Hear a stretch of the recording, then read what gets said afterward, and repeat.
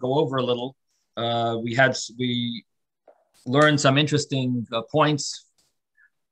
Number one, we learned that if a person is sleeping without clothing and it's cold and he wants to say the Shema, so he has a cover, he's covered with a sheet, but his head is under the sheet. So the Gemara had two opinions.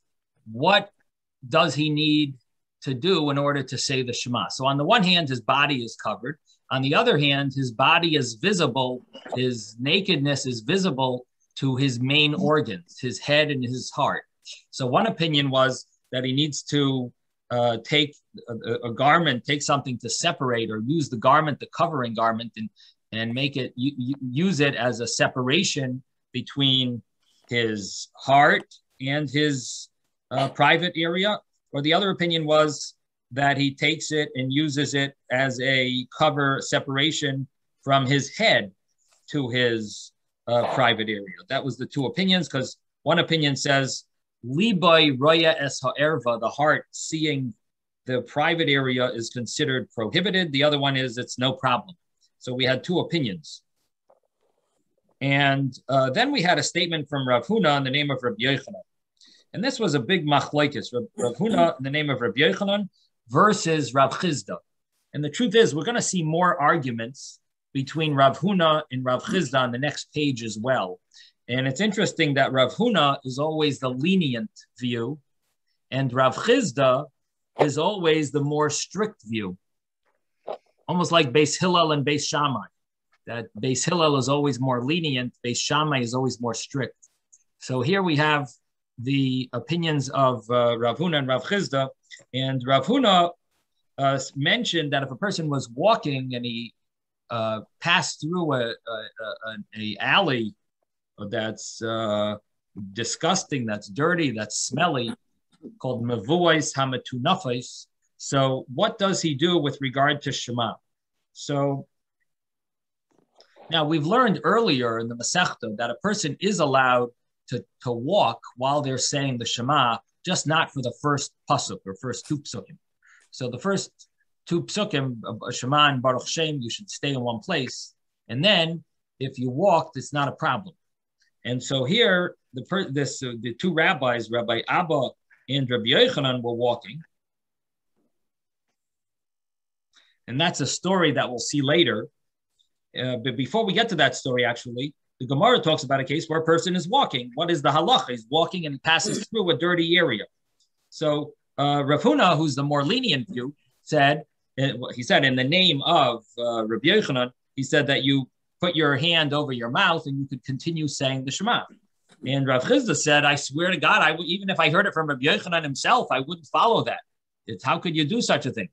So Rav Chizda is much more strict, and Rav Huna seems to be more lenient. And then we have the same statement.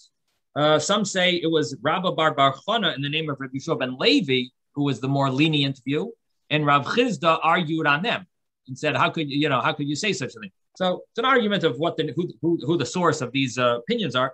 But basically, the Gemara seems to continue discussing it as if it's Rav Huna's statement, because the Gemara later on will bring a brisa to Rav Huna.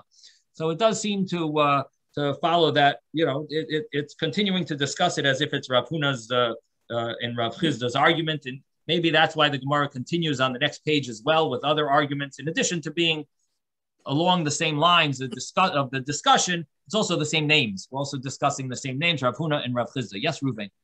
What's the idea of covering the mouth? How does that protect? It's in a filthy area. It's either smelling or seeing. What's it with covering the mouth? A voice.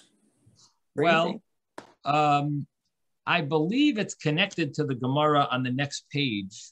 The Gemara gives a verse that Rav Huna holds of. In other words, Rav Huna connects with Shema, and he says this is a major part, and that is that it says Kol Haneshama Kahalel Ka. All the souls shall praise Hashem. And another way of reading that is Kol Haneshima. All the organs that have to do with breathing, they have to praise Hashem. And what that means is that the main importance of purity is needed for the organs that are have to do with praising Hashem. So, which means that if your mouth is saying words of Torah in a dirty area, if you cover it, maybe that would somehow be okay. To be in other words, because you're covering your mouth, which is reciting words of Torah. So therefore, it should be okay. But we learned that if you cover your head with your hand, you're not covering your head because it's part of the same body. So I don't. That doesn't sound. Doesn't sound. Now you're asking another question: how could the body cover itself? And that's a good question because ein etzem mastir al etzem. It's not called covering. But the answer is that the mouth needs to be covered. If the mouth needs to be covered, then another organ can cover it. If the body needs to be covered, then another part of the body can't cover it because that's also the body. But if the mouth needs to be covered, then another part of the body can cover it. At least that's what comes to mind. You're asking a good question, and I'm giving you an answer that I think is correct, but I really should look it up before I say it. I'm just trying to give you something to satisfy you in the meantime before I look it up. So hopefully that's correct. Yes, Ruvain, Robert. I can't hear you. You're muted. You're muted. Saying you can call me Ruvain as well. I accept that. Thank you. I interpret it as that the stench of the filth violates your mouth, your senses, because even though you don't smell through your mouth, it's affected by that. And you're praying. You have the word Shema on your lips, and you close it because it just violates who you are by allowing it to come in and permeate your mouth. Okay. Sounds good. Thank you, Robert. Good. Definitely interesting thought. Yeah, definitely try to look and see if the commentaries discuss it. Yes, Ben. I wanted to say you're not allowed to mention Hashem's name or godliness, talk about godliness in a filthy place. Right. If you cover your mouth, you are just thinking about Shema. You're me'acher b'Shema, but you're not saying it with your mouth. So you're saying you're not even saying the words? Right. Maybe your lips are moving, but don't say it. So you cover your mouth, not to let voice out. Try to do it in front of us. I would like to see what this means. So you're not saying it. You're saying Shema. Say the Shema right now. Right. Cover your mouth, but only your lips. Right. You still move your mouth open. If you're going to say any word, your mouth. I'm sure you're breathing the words, right? I'm not breathing the words. I'm breathing my lungs. But you're breathing. Are you saying the words? I don't know if it's possible to make the words with your lips without saying all the words with my lips. Without saying it? I'm sure you said it. Maybe you didn't hear yourself, but you said the words. I don't know what you call saying. Try it again.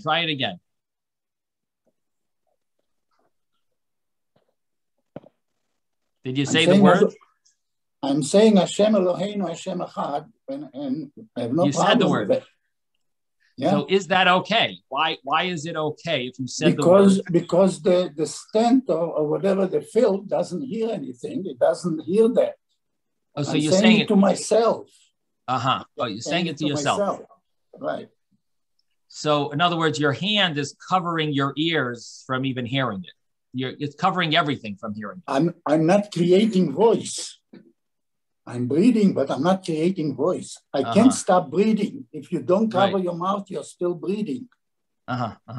Okay, listen, it sounds interesting. It sounds like maybe a shot. I don't want to say no. I did see one thing over here that they bring the Prisha. The Prisha says that you're covering your mouth and you're saying it so quietly that it doesn't seem like you're saying. So it sounds like how it looks, which is one view. Now he brings from another opinion, Reb something Horovitz, that the reason that you could cover your mouth with your hand is because you want to make a separation between your mouth and the excrement. And therefore, you just want to make like a separation. Permitted, even if you scream it, as long as you're separating. So even if you scream it, according to this second view, that's okay. So, and he proves this explanation because of the story of Rebavo. So we'll talk about the story of Rebavo and the Gemara's question, and somehow this rabbi proves over there that you could even say it out loud.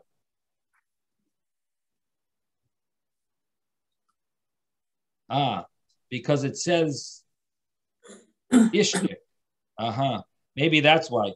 It says, well, ishtik, he was quiet, and Rabbi Yochanan said, I don't hold this as any problem. So it sounds like you don't have to say it any quieter. Maybe that's the proof. Anyway, so it seems like there's a discussion of how this exactly works, but somehow it's considered a covering, either a chatzitza, a separation. Yeah. So it's called a separation, and I guess you'll have to say, like I said, that it could still be a separation, even though you're, I guess you don't have to say like I said. You could say it's a separation between the voice, the words. No, it's your mouth. It has to be a separation between your mouth, it says, between piv and the tzaya. So I guess it does have to be a separation, maybe like I said, that it's considered a separation even with your hand, because you're covering your mouth. Rabbi. Just 1 second. I think Yehuda had his question before you. Is that okay? Yehuda? Yeah, to answer Ben's point, don't you have to say the Shema out loud? You're asking if you have to say it enough to hear it. How loud are you thinking? What? I'm just wondering what you're asking. Only you have to hear it, not the tinofet. Okay. So I guess Yehuda's question really is on this, the other opinion here. The other opinion is you say it very quietly, so quiet that it doesn't look like you're saying it at all. So it sounds like you're not even hearing it. And I guess that's a good question Yehuda's asking. That you're really supposed to. We learned that you're yaitza b'di'evet if you don't hear it with your ears, you're really supposed to hear it. Right. Hear always real. But the answer according to that opinion would be that b'di'evet, here you're in a circumstance where you can't say it out loud because it's dirty. So here you would rely on the leniency that your yaitza, you fulfill the obligation even if you don't hear it with your ears. In other words, that's the halacha, that you fulfill the obligation even if you don't hear it with your ears. But even though you should hear it, but in a scenario where you can't, so then you fall back on the letter of the law, which is that you do fulfill the obligation. Well, what about in a restroom? You can't mention God's name in a restroom. Right. So that the Gemara is dealing with a little, because the Gemara is going to contradict it with that idea. So that's part of the Gemara's discussion that we'll see. That's part of the contradiction. Yeah. David, you had a question. Yeah, I was thinking that the idea of covering the mouth, it made me think back to the top of the page where it said that Rabbi Yehuda Nasi, when he would yawn, he would place his hand on his chin, which means that he covered his mouth. So, and it says in the Steinsaltz in smaller letters, so that his open mouth would not be visible when he was yawning. So I was thinking, here's another instance in close location to what we're talking about, that he would cover his mouth so that his open mouth would not be visible because he was yawning. And maybe there was a connection between that and covering the mouth here. Interesting thought. I don't think that you can connect it, because it's here we're saying he was continuously, he was saying the Shema regularly, and now he went to this place that's dirty. Now he doesn't. Now he's covering his mouth. You know what I mean? It just doesn't flow. That, in other words, if it had something to do with yawning in public, is something that you're opening your mouth wide, and it's sort of embarrassing. It's not respectful, but to other people I was thinking that if there's excrement there and you're supposed to cover, and the fact that Rabbi Yehuda has his mouth open and he's saying Shema, so he's covering his mouth, so it's not visible that his mouth is open while he's saying Shema. It's not visible. If somebody would see him, how is this rabbi walking in this place where there's excrement all over and he's saying Torah? I could see him. I can see his mouth open saying words of Torah. So this way he's covering his mouth so that it's not visible that his mouth is open to others who would see him saying Torah in a place where there's excrement. Right. Okay. But that's the first explanation. That, in other words, you don't want it to look like you're saying Shema. But I don't know that that's connected with making your yawn, being disrespectful and opening your mouth wide for the yawn. But yeah, no, that's a good explanation. That's a very good point, David. David is explaining a little more the first shot over here. I just wouldn't connect it over there, but I think it's a very good point that you're adding a little understanding that people shouldn't see it. It's a disgraceful to say Shema. You're in a scenario where you're stuck, and you started before. You're not starting now. You're in the middle of Shema. So David is explaining that that's why it's sort of you don't want others to see what you're doing is okay because you started it before, and therefore but others shouldn't learn from it. It would look disgraceful to Shema, to Hashem, that you're saying the Shema in public in such a place. So therefore, you want to hide it. So therefore, you wouldn't say it out loud. You want to cover your mouth. It doesn't look like you're even speaking, and so on. So that it's a good point, David. Thank you for emphasizing, explaining that, developing that thought. So it looks like we have an argument here, if you can say it out loud or not. And thank you, Ruvain, for bringing up the question. So we looked up. Okay, Susan, you have a question? I was going to say that anything that Hashem has created in order for us to live is, in other words, I don't think Hashem is going to say that if somebody is in the bathroom and because they're ill, whether it's the time to say Shema, that Hashem is going to punish or bring sorrow to that person, because if they're ill and the time of Shema is going to, good. Yeah. So the point is this: we're not talking about. We're just talking about in the idea of what should a person do. Let's talk practically, not, you know what I mean? It's not punishment. Let's not talk punishment. Let's talk practically. What should a person do? So if a person's sick, of course they're exempt from saying Shema. If they're sick and they can't say the Shema and they're dirty and whatever it is, they would be exempt. Here we're dealing with a person who's walking, and they could either stop. Has to have certain. There has to be. You have to speak godly words in a godly place. I understand. Right. So the only problem is that he's stuck here because he didn't choose to walk in this dirty place. Right. He ended up walking. He was walking in this path, and it happens to have dirt. So he's so it turns out that it's that he's sort of, and he started Shema before, or maybe he thought he was going to finish Shema before he got here. It turned out he's still saying it. Now he's stuck here, and so the question is, what does he do? Should he wait or not? So that's what we're dealing with. Okay, so I think that should answer your question. Yeah. All right. So now we're going to continue. And Rabbi, yes, Rabbi, another answer could be that the same Hashem that says that you have to say Shema on time, he's the same Hashem that says you're not allowed to do this inside a bathroom. So so he's fulfilling a mitzvah either way. He's fulfilling a mitzvah if he says Shema on time. But if Hashem says you can't say Shema in this place because it's dirty, I'm also fulfilling a mitzvah by not saying Shema in this place. Yeah. Correct. You're actually fulfilling a halacha. Yeah. Yeah. You're fulfilling that. So that's that is correct as well. That you're fulfilling your obligation. The only thing is, should you not go there? Should you go back? Should you walk backwards? Are you obligated to walk backwards? Should you stop? Should you stop? Here you have an option of how to do it right. So that's the question.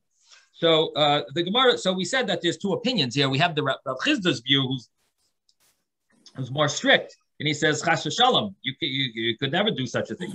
And so the Gemara had contradictions over here. The Gemara asked questions that could Rav Huna say such a thing? Talmud Chacham in general is not allowed to stay in a dirty place because he's not allowed in a dirty place. You're not even allowed to think Torah. And on this, we explained that the Gemara answered that there's a difference between walking through a place or standing in a place. Standing in a dirty place is a problem to think Divrei Torah, but if you're just walking through, it's not called machanecha. Again, the verse, it's all based on a verse. The pasuk says, "V'haya machanecha kadosh." Your camp should be holy and clean. And what that means is that what's called the hayisa. I don't think so. V'haya machanecha kadosh. Just 1 second, my kids are screaming here.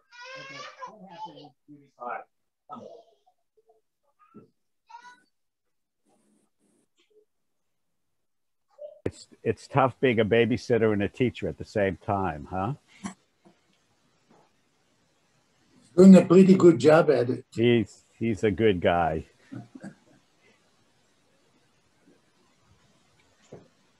Okay, sorry about that. Okay, so is it Vahayisa, Isaac? I think it's Vahaya. Vahaya Machanecha Kodesh. Okay, so the I don't have it in front of me. I don't know. I just you just muted yourself.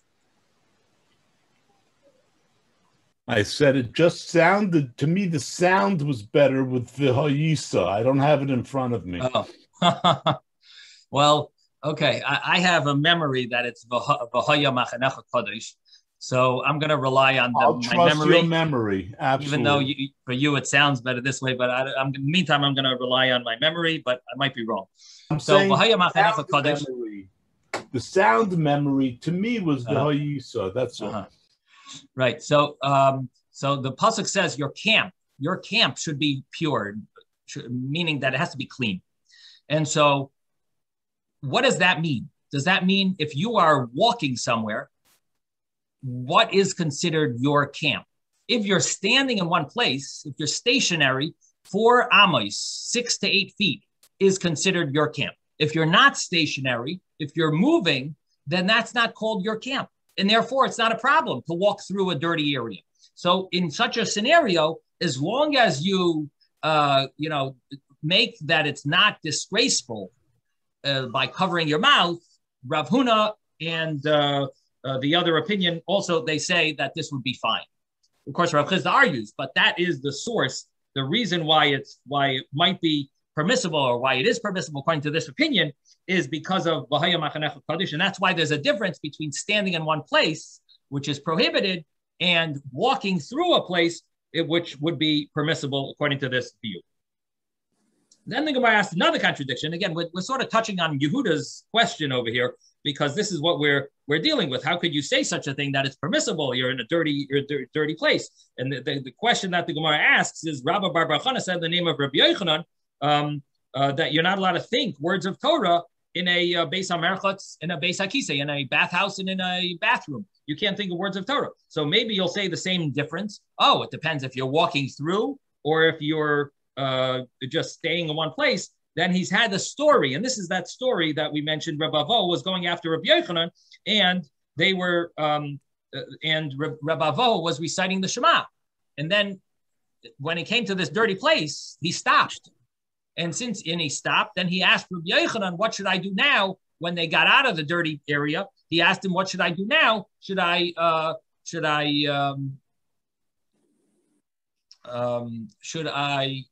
start from the beginning, or should I have to start all over? Where I am.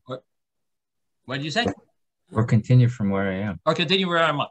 And and Rabbi Yochanan said it depends how long you waited. If it's Kedei Ligbar Eskula, the amount of time it would take to say the entire Shema, then you got to start all over. If not, then it's fine. So the more I want to prove from there that you see that you're not allowed to recite Shema in a dirty place. And the Gemara answered that it's not a proof. That you really, Rabbi Yochanan didn't agree with what Rabbi Avohu did. Rabbi Avohu was following one view. Rabbi Yochanan says, I don't follow that view. But according to your view, I'll tell you what the halacha is. So it's not that Rabbi Yochanan bought into this. So Rabbi Yochanan really is of the opinion that there's no problem to say the Shema and continue reciting it with your, with your hand over your mouth and continue reciting it. Rabbi Avohu was following the other view, which is Rav Chisda. So that's the way the Gemara, and the Gemara ended with the psukim that we had that said if a person did not stop, then there's some negative verses that are said about him. And if a person does stop saying the Shema, Rabbi Avohu says that Vadavar Hazeh Tarichu Yamim, this thing his days will be lengthened because he was careful to say the Shema properly. So his days will be lengthened. Okay, now it's 11:01. I would like to continue a little further. Does anyone have an extra 5 minutes? Can we take everyone 5 more minutes? Sure, go ahead. Yes. Okay. Amar Rav Huna says, if he has his cloak, chagura al mustav, it's wrapped around his hips. Mutter likreis kriya shema. So all you got is a towel, let's say, and it's time for Shema. And somehow you went swimming. I don't know. You're stuck only with a towel. And by the time you get back to your hotel room, it's going to be after the Zman Kriya Shema. So you just realize you forgot to say Shema in the morning. It's now 9:47, and let's say 9:50 is the Zman Kriya Shema. Just to give you, so now you have 3 minutes, and you have your towel. All you got is your towel. So you wrap the towel around you. And it says, mutter likreis kriya shema, you would be allowed to say Shema. Tanya nami hachia, there's a brisa that says the same thing. Haisa, talisa, shal beged, v'shal or, you have a cloak of beged, or different types of materials. Or is leather, sak is sackcloth, beged is, I guess, any, I don't know how you translate this material, cloth.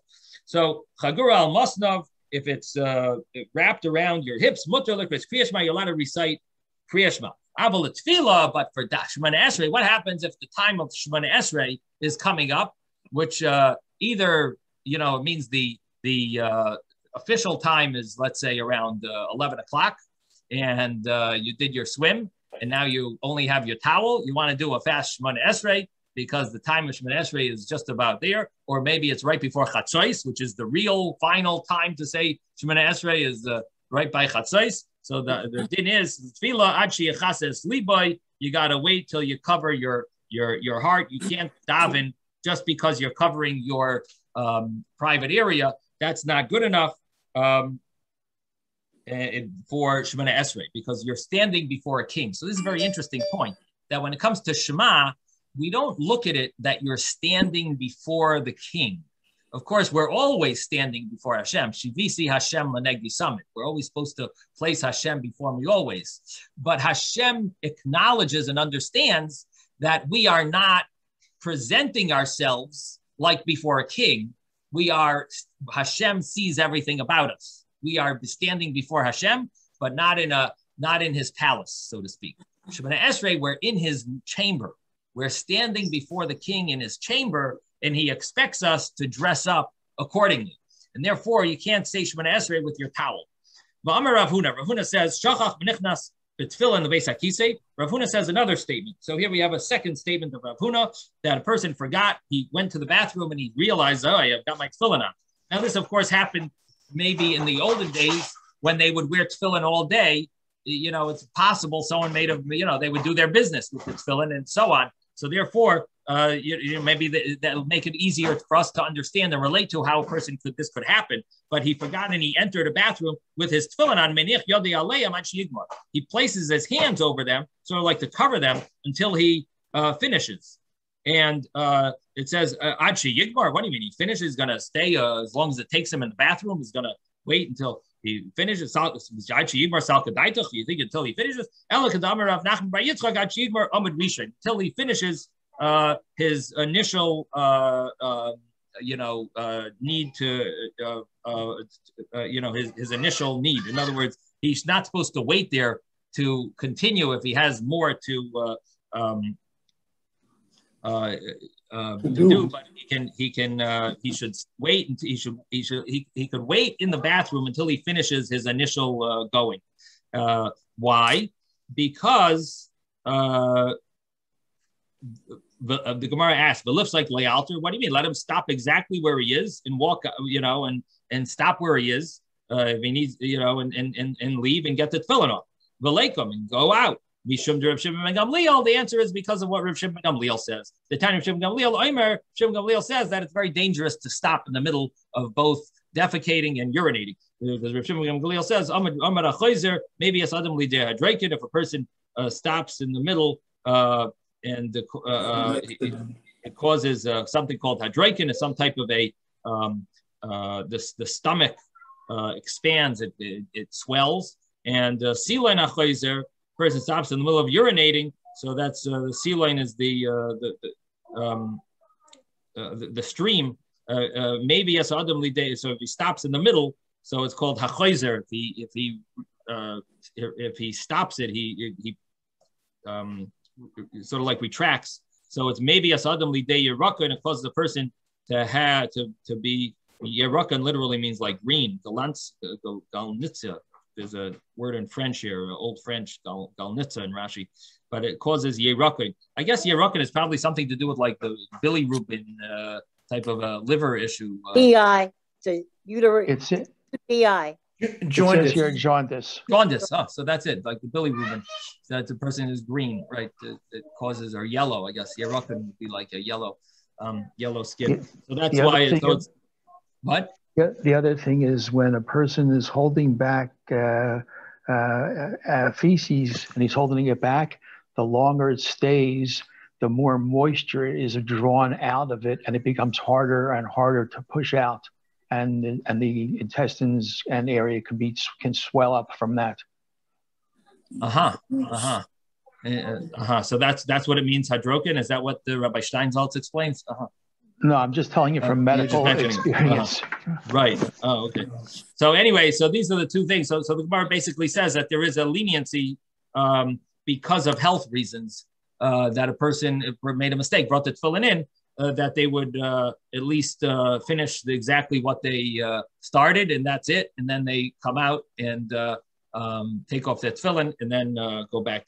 Itmar tsoya al basarai. The Gemara has a brisa here. If a person has tsoya, excrement on their flesh, or somehow a little got on them, and the question is, maybe they're in an area where they can't. I guess there's no water; they can't wash it off.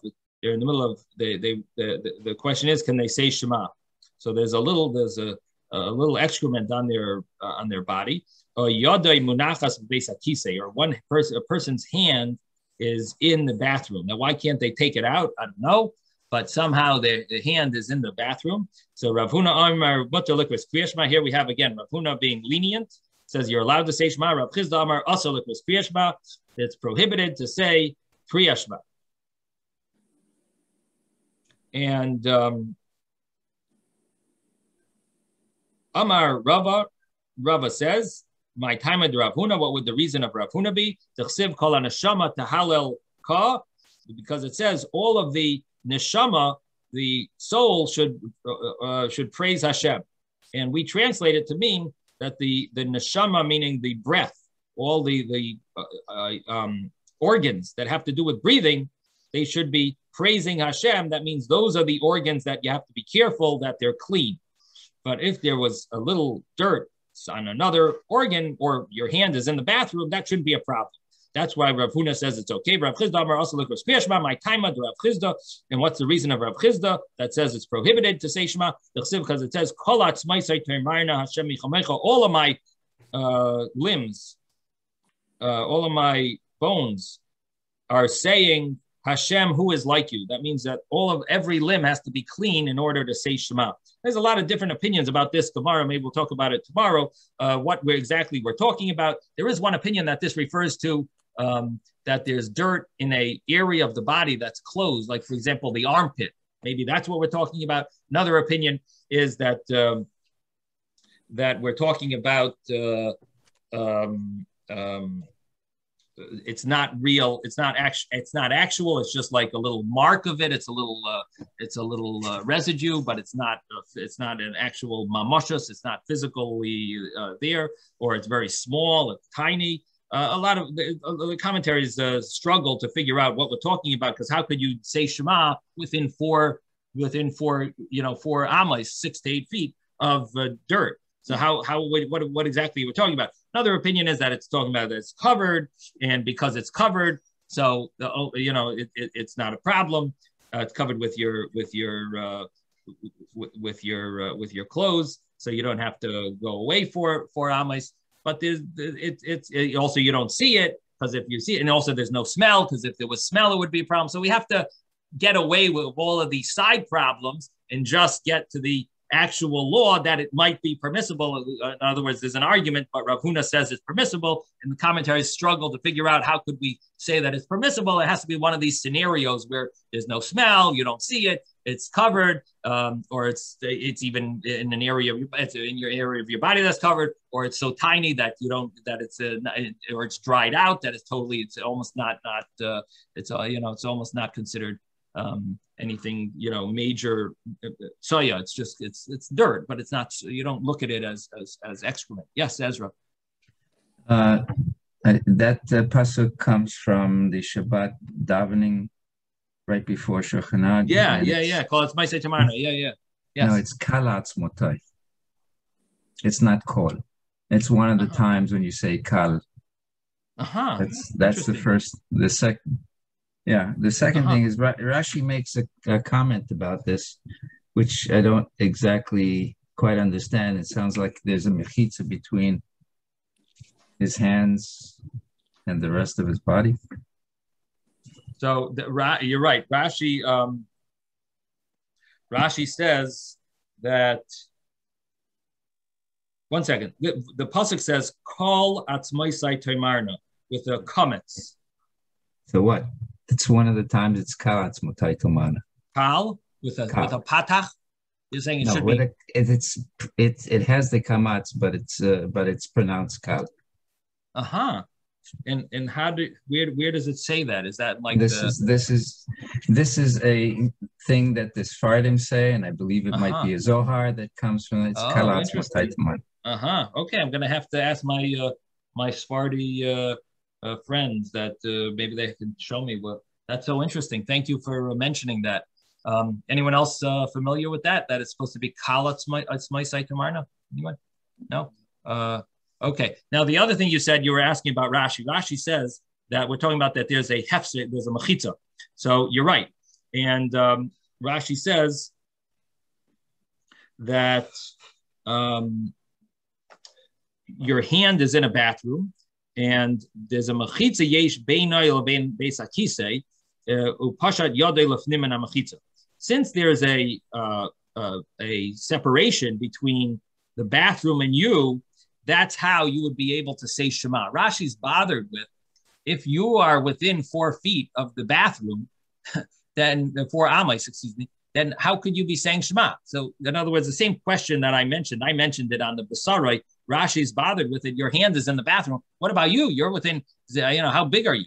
You're not 8 feet. You're not 8 feet away. So you must, if your hand is there, So you must also be in close proximity there. And therefore, the only way that we can explain the case that it's not a problem from other Gemaras is that, it must be that there's a separation. So even though there's a separation, there could still be a problem that your body, part of your body, is close to this, is within the 4 amas of the excrement in the bathroom. So therefore, that's why that's why it's a question that it might be permissible, and according to one opinion, it is permissible. Okay, Ben. Yeah, Ben? I wanted to say in the previous brisa it says that you don't say divrei Torah in Bet HaMirchatz and in Bet Kiseh. Right. But I remember a story where a woman gave some very smart Torah advice to her husband, and she was asked, "Where did you learn it?" And she said, "In Beit HaMirchatz." We'll have to find it. Let's find I thought that. It was one of the Hasidic stories, or was it when we studied Shmuel or something? I don't remember. I have to think about it. I don't recall it. But I mean, I guess there's a famous saying, a kasha of a maisa. You're asking a kasha on a story. Okay, that's what happened. She learned it there. Was she allowed to? Maybe not. But kasha of a maisa. That's a famous Yiddish saying. The kasha of a maisa.